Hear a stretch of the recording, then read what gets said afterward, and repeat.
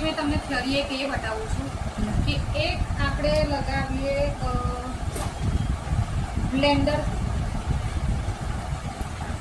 નહીં, એક for example મારો હેન્ડ બ્લેન્ડર છે, આ બ્લેન્ડરથી લગાવીએ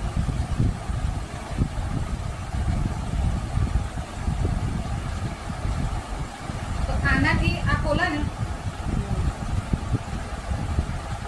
આ વાળી મારી ફિંગર આ ખોલા ને તો જો ક્રેકીનેસ દેખાશે બરાબર. આ મેં લઈને કરા, આ તમે કર્યું બ્લેન્ડિંગથી કામ બરાબર.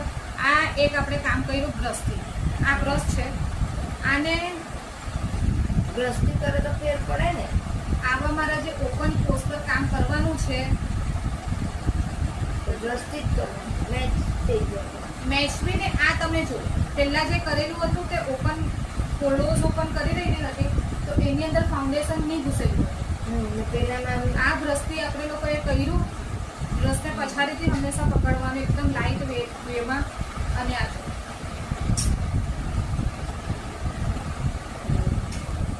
ફાઉન્ડેશન સ્કિનની અંદર એબ્સોર્બ થઈ ગયું. આવી જે ઓપન પોઝ વાળી સ્કિન હોય તો એની અંદર હંમેશા પ્રાઇમર બી છે. ફોર એક્ઝામ્પલ આ પ્રાઇમર બી છે તો પ્રાઇમરને બી હંમેશા આવા બ્રશથી તમારે કામ કરવાનું,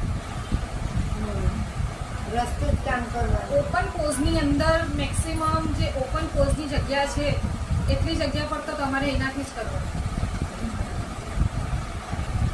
આ ઓપન એમ સમજી લેવાનું કે ઓપન પોઝના ઉપર આપણે લોકોએ એક લેયર ચડાવવાનું છે. હા, એક લેયર ચડાવવાનું. એક લેયર ચડાવવાની છે. અગર મેં ખાલી બ્લેન્ડરથી આવી રીતના ડીપ કરી નાખા ને તે નહીં ચાલે. તો ચોટાડેલું કેમ ચોંટાડેલું હોય, હા.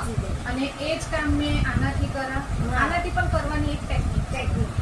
હા, બસ બરાબર. આ અહીંયાથી પકડીને નથી કરવાનું. ના ના અને કસ્ટમરનું માથું પણ પકડીને, ક્લાયન્ટનું માથું પણ પકડીને આવવાનું ના નથી. ના ના એમ જ.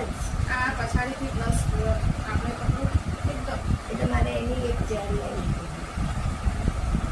પણ બધું ક્યારે